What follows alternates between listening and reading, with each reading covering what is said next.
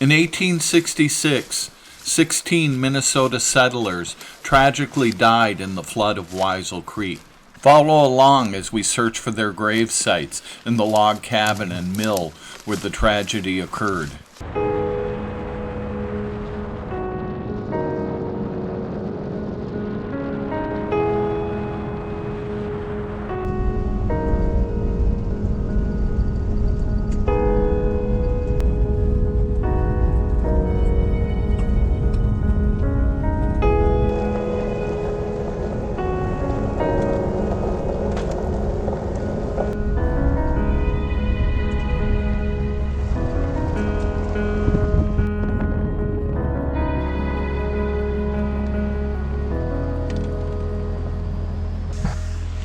All right, we're at the river now. We're going to be going about a mile upstream. That should take us to the site. The site we're headed to is where the South Fork of the Root River meets Weisel Creek. They merge together here and they flow north. And here's the Mill Canal. And the house is right about here, making it completely surrounded by water. Up the hill here, we have what I believe is a grave site. You can see a couple of graves there. We're going to go up there and check that out too. A LiDAR overlay clearly shows the Mill Canal. There's the mill site, and that's approximately where the house was. On that fateful night of August 6, 1866, it was reported that up to 10 inches of rain had fallen in a short period of time. Ira Weisel, the wife of David Weisel, and the only surviving member of the Weisel cabin, described how it had been raining heavily all night, and they began to hear banging noises against the cabin. Looking out of the cabin, she said that the water had already risen so high they couldn't get across the canal to the hill. See, the cabin sat between the two rivers, and then the canal cut through, putting the house essentially on an island. And the water had already risen so high, she said they couldn't get across. So she, her son, her husband, her mother-in-law, and a couple of guests who were visiting all retreated up into the loft of the cabin. She said she was on a bed, and the banging grew louder and louder, and just instantly the cabin disintegrated, and she was in the rushing water clinging to the floating bed. She called out for her husband and child, and no one was answering. And she estimated she floated a couple miles downstream until she got caught up in some trees. And as I recall, she hiked to a nearby cabin in the morning. Now, farther down the valley, there was a couple of more cabins. The Wellington cabin, and there was 3 people in there who perished. And further down was the Soley cabin, and 8 people perished in that cabin. Ira Weisel wrote a several-page first-hand account of the tragedy. I'll find a copy of that and post a link to it in the description below.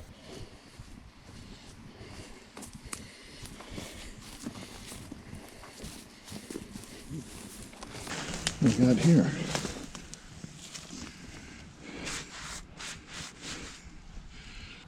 It says, Sharon, my little angel, love Jake. Overlooking the river here. Very interesting. It's really eerie out here. It's just dead calm. Absolutely no breeze right now.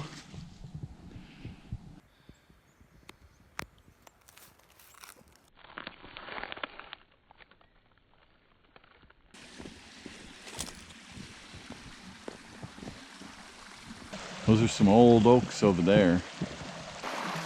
All right, got my shoes on. Let's go cross this.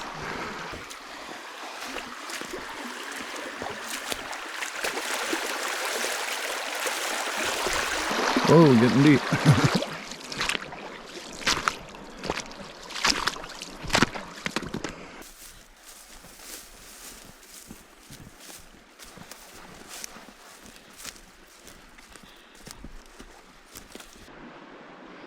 Alas, here we are where the 2 rivers meet. It'd be the Weisel Creek there and the South Fork of the Root River coming along here.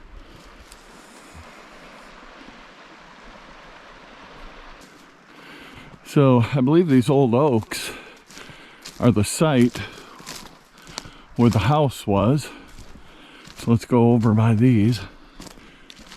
Yeah, you can kind of see like there's maybe a berm up in here.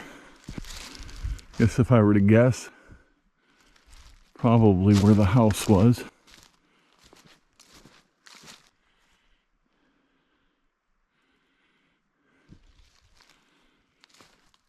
Looks like there's some more old oaks back here.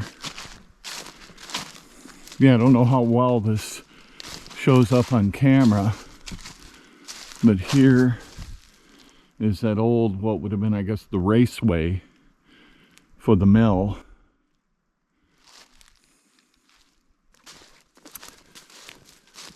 Yeah, I don't know if you can see it on camera here, but straight ahead there, I believe that's where the mill used to sit. Up here would have been the old mill site. Really no signs of it other than a depression in the ground now. Yeah, you can kind of see where this is all cut out here.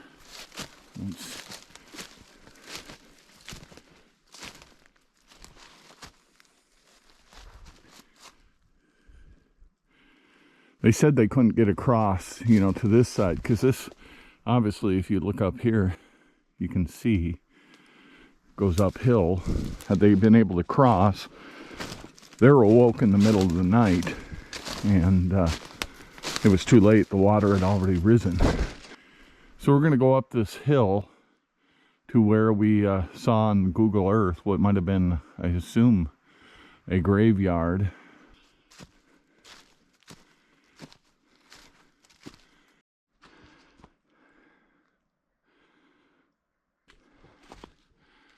All right, it's starting to kind of flatten out here.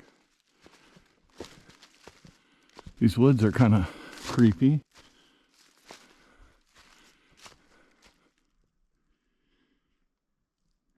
Kind of wonder what's going to come running out of them, or what's in there looking back at you.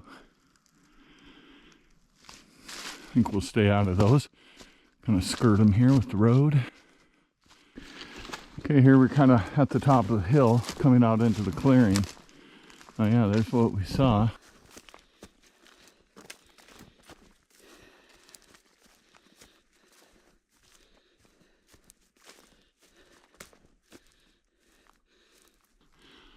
According to Google Earth, someone erected this fence less than 10 years ago, it looks like. Looks like this has been used as a pasture. There's the other, you can kind of see another grave down in that corner. All right, let's try to find a way. I'm going to turn off the camera now, try to find a way in here. All right, now we're inside the fence.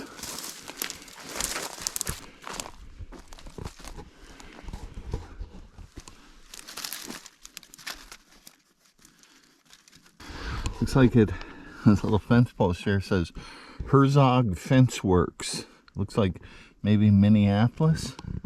Very ornate fence. Looks like this used to be the gate here.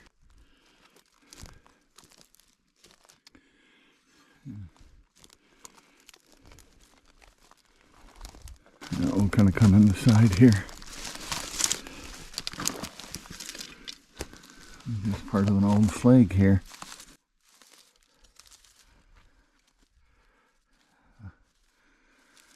Kind of buried in the ground now. There's also some little markers. Maybe those were, you know, out in this area. Maybe of the children. Yeah, it's kind of like been spun around, but it says veteran. I don't know if that's like Civil War, given the age of these graves. Now, some of the other people died in the flood. I did a little research. They're buried elsewhere. You can see why they put the cemetery here. It would have been really beautiful. It says, looks like Julia Weisel, aged 80 years, and her son David Weisel, aged 56 years. Jonathan Weisel, son of Ira Weisel, aged 12 years. Yeah, all of whom perished in the, you can just barely make out, flood Night of August 6, 1866. Also Ezra Weisel. And I can't make out the rest. Rest in peace, little ones.